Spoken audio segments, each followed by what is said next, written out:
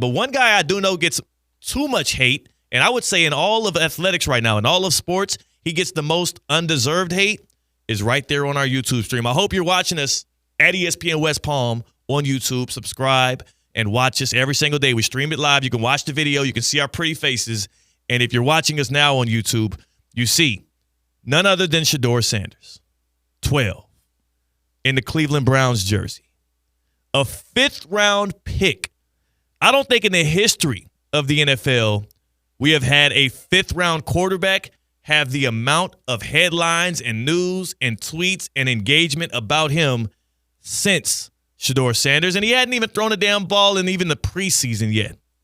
Now, we do have a Browns quarterback tracker. Big shout to ESPN Cleveland. In fact, pretty soon here, I'm going to have to get my guy Mike Rizzo, who he's got ties to ESPN Cleveland, obviously. He's a Browns fan. He's got to give me the lay of the land on what the hell is going on in Cleveland and what the obsession is around that quarterback room right now. But what I can tell you before we get Mike Rizzo in here from Russo and Rizzo, 4 to 6 p.m. right here on ESPN 106.3, what I can tell you is Shedeur Sanders gets the most undeserved hate in all of sports right now.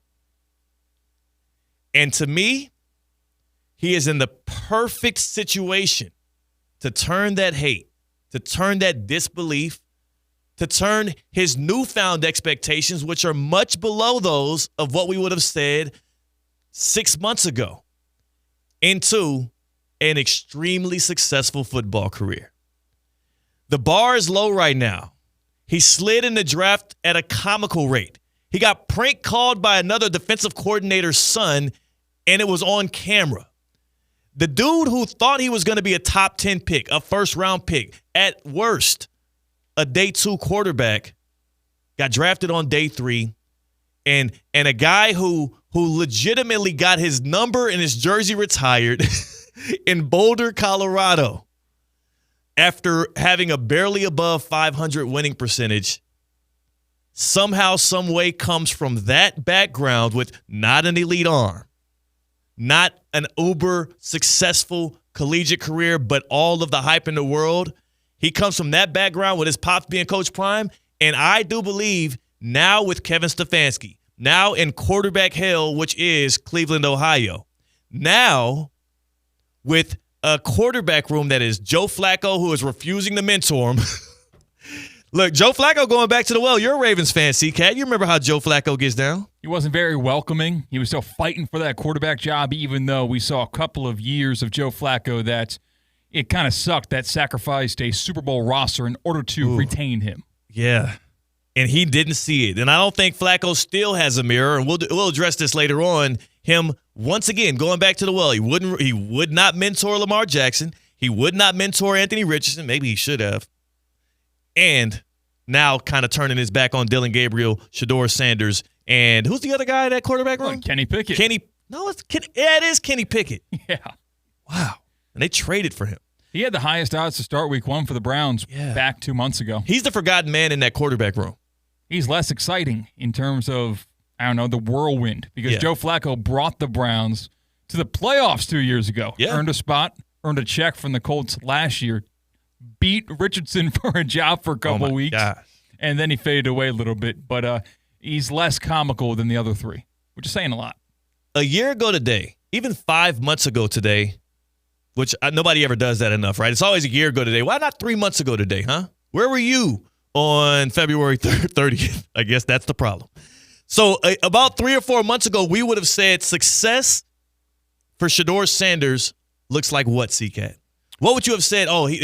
Based on the hype, the Colorado campaign, Coach Prime's words, and as well as his college performance, before all of the stuff with the draft happened, what would you have said Shedeur Sanders' success looks like in the NFL? I would say 7 wins as a starting quarterback. Yeah. That's fair. In rookie year? As a rookie, yeah. As a rookie. I mean, we saw rookie quarterbacks struggle last year. Now, as he enters a 4-man quarterback competition with Kenny Pickett, Dylan Gabriel, and Joe Flacco, as he walks into Cleveland, Ohio in the AFC North, one of the most contentious divisions and with the most decrepit roster in that division, and as he does so as a 5th-round pick, where are your newfound expectations for what a successful rookie campaign would look like for Shedeur? winning the quarterback job and finishing the season as a Cleveland Browns quarterback, winning half as many games as he starts in. Spot on. And that's why I say Shedeur Sanders is in the perfect spot right now. America loves redemption stories. Now, right now, America's in a very divisive point, and everybody loves to hate. And he is the most hated athlete in sports, especially when it comes to the undeserved hate. What has Shedeur done to you for you to get so riled up, so anti-Shedeur Sanders, so mad at a kid who literally just wants to live out his NFL dreams, and he's a little confident about it. He does put it in your face. Flashing the Rolex. Yeah. And playing his music when touchdowns are scored. If he wins 5 games, if the Browns win 5 games and Shedeur Sanders ends the year as the starting quarterback in Cleveland, I would say his rookie season was a roaring success. And he has the ability to do so. When you look at them investing in their run game through the draft, 2 running backs, Dylan Sampson out of Tennessee, reigning SEC Offensive Player of the Year, Dylan Sampson. And then in the second round, you get Quinshawn Judkins. Wasn't he on the cover of CFB 25? Judkins? Yeah. Maybe. Ohio State running back? Yeah. Wait, we talking about like last year? Yeah, last year's CFB. They had a lot of players in that cover. I know. I don't know. He was one of them.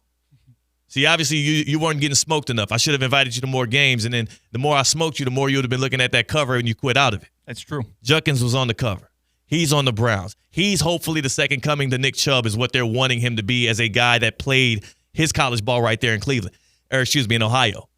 Shedeur Sanders also, most importantly, has Kevin Stefanski, a man who has the job security, at least more than Brian Daboll is going to have with Jackson Dart.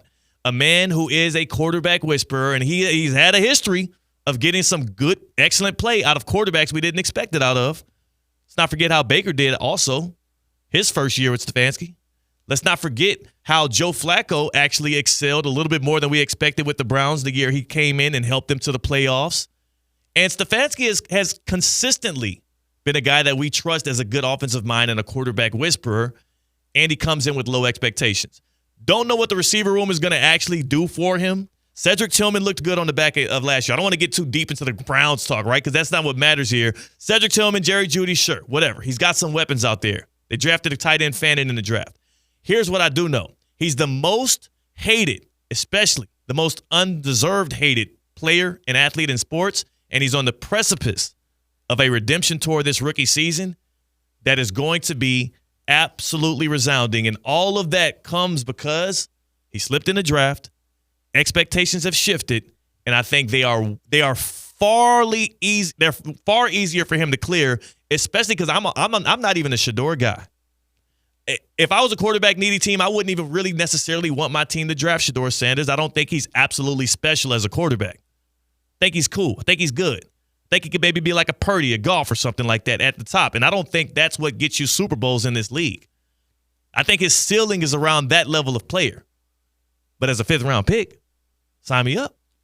These cards couldn't have fallen better if you changed the Browns uniform to a different team that doesn't have a cloud over it. That's the only thing that makes it funky is you don't expect success in a Browns uniform. That's the thing. But the number one difference between a top pick in the draft and a middle round in the draft for the individual is the money. And we know Shedeur Sanders isn't in financial ruins without getting a top 5 pick over on the NFL draft, which he missed out on, which we thought he might go in not only the first round, but the first half of the first round. And that would have changed everything. That changed everything in terms of finances. That changes everything in terms of expectations. And now, like you said, all the expectations have dropped to the floor. They have.